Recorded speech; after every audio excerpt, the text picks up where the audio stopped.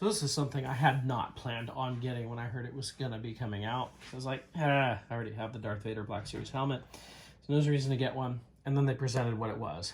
And this is one from Obi-Wan Kenobi.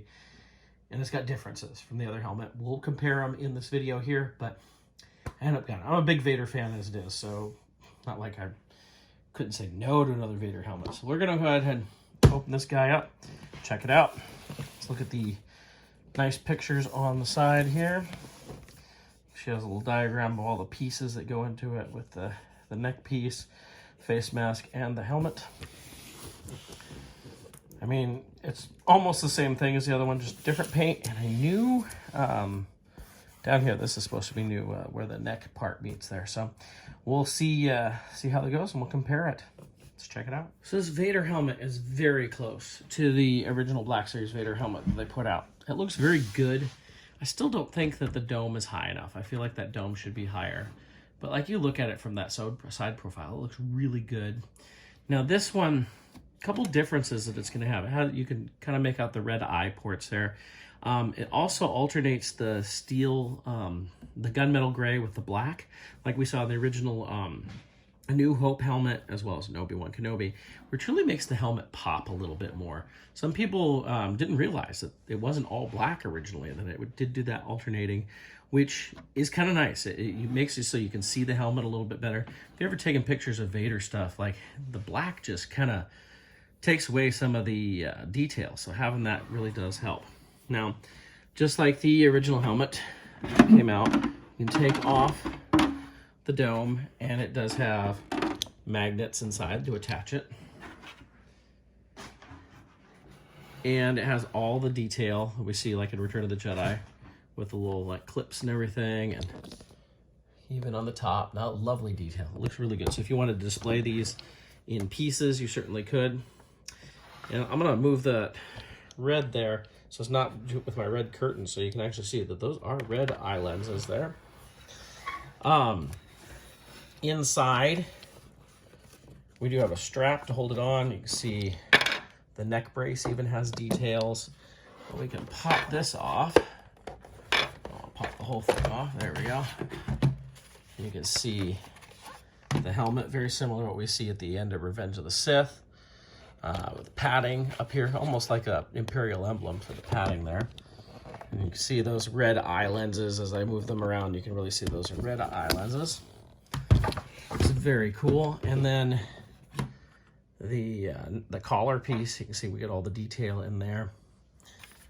Pretty nice. And it's like these little wire thingies move and stuff. And I know there's the voice changing stuff and phrases and that. So we'll see if we get around to checking that out.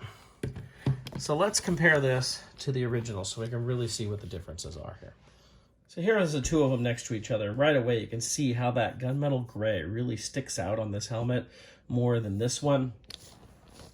It really pops more, and you can see the red eye lenses coming out. And you can see this one looks more like it's looking down, and that's because the neck piece is different. You can see the neck piece comes way down on this one. It's hard to see on this one with the way it's situated. You see that does not come way down. It has the little triangle. In fact, that triangle there is different than this triangle. This has the smaller triangle breathing port. So it's kind of nice to see some of those changes. They probably just remolded the collar piece there.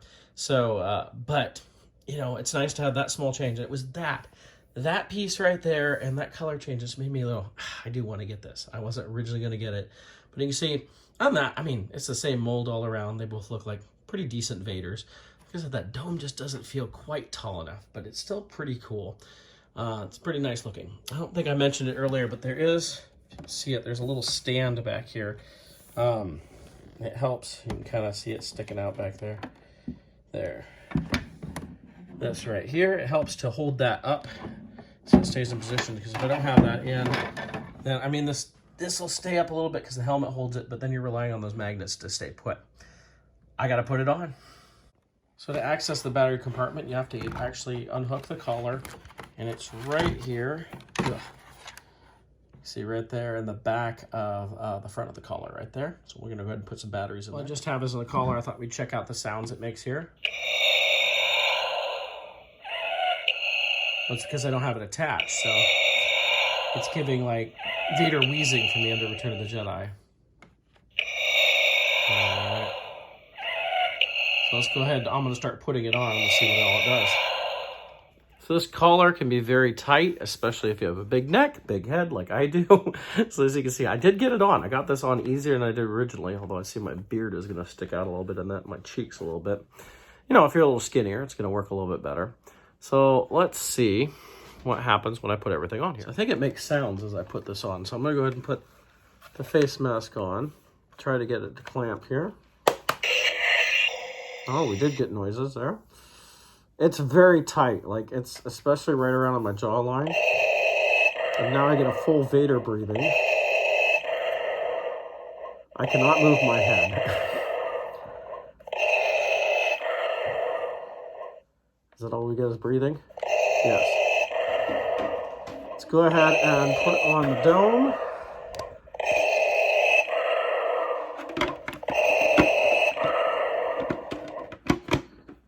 I thought it made a noise when you put it on the dome. Let's try that again. No, no noise. Okay. Alright. I can't see that it's doing any sort of voice change for it. It is very tight. If you get claustrophobic, it's going to get to you after a little bit. Especially right here on the jawline for me. Of course, it depends on how you're built. So all we have is breathing. I thought it had voices too, but apparently not.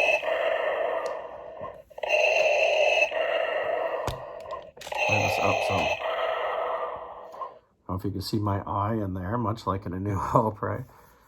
But it is pretty cool. I wouldn't want to wear this for any length of time, but it does fit interestingly, and I don't know, it is a little claustrophobic. I believe it makes sounds as I take this off too. Yeah, there we go. It does do that. There we go. Now I can be dying Vader, right? There we go. Tell your sister you were right? Yeah, it's good to get that off my head. Oh, that was right up against my jaw. It felt a little bit much. I wouldn't want to spend too much time in that. I did spend some time in the other one for a little while. The neck piece does change because it goes down on your chest a little bit more. You can really feel that, especially me who has a short neck. But I was able to get this collar on a lot easier than I was the older one. I remember I actually had to get help to get my the other one on. And it was hard to get off. This one I had no problem getting on and off. I do feel like the collar piece is a little bit different in the way it attaches. I'm going to check that out here in a minute. But it is pretty cool. So I know it's not going to be for everybody, especially if you already have this one. Most of you probably have no reason to get another Darth Vader helmet. But it is, you know, nicely styled up. It is a little more accurate for the film, which is pretty cool. So, I mean, I would recommend it, but I'm a huge Vader fan. Of course, I'm going to recommend it. I love Vader helmets. You know, I have the previous Hasbro versions, the voice-changing one. I have the Dawn Post one. I don't have a good deluxe one, although I have a custom one that was like, I think it was like a 501st type helmet that's gotten busted and stuff, and I picked up a while back. But, I mean, that one looks really good, but it's missing, like, the tusks, and it has some damage in the fiberglass on the neck and stuff. But it's pretty darn cool. I wouldn't mind getting one of those deluxe ones sometimes, but I'm not going to get, like, the EFX or something like that. It's just too much. So, but for the money of what this is, it's really nice. Hasbro's been doing a great job with these Black Series helmets. They got me in on them. I'm hoping we keep seeing more. You know, they just talked about a Clone Trooper one's going to come in. I'm excited about that. Just a couple I'd really like to see, especially with Return of the Jedi 40th anniversary next year. A Bausch helmet, I think, would be so cool. Considering we've gotten the Bo-Katan helmet, it shows us that they're willing to do female helmets. And then the Bausch helmet and Biker Scout helmet. I think both of those would be awesome. I wouldn't mind them getting back into sequel territory, too. We've got Poe Dameron's X-Wing helmet and Kylo Ren, which I never got the Kylo Ren one. But I'd love to see like the Flame Trooper and the Snow Trooper, and well, we do have the First Order Stormtrooper, but I wouldn't mind seeing some more of that too. So to me, there's still tons of helmets that they can do. I know they like to do lots of repaints as well. This is one, but it's still pretty cool. I'm enjoying it. So yeah, that's the Darth Vader Obi-Wan Kenobi helmet, the accurate painting with the gunmetal gray alternating, the red eye lenses, and the new neck piece. Thank you so much for watching.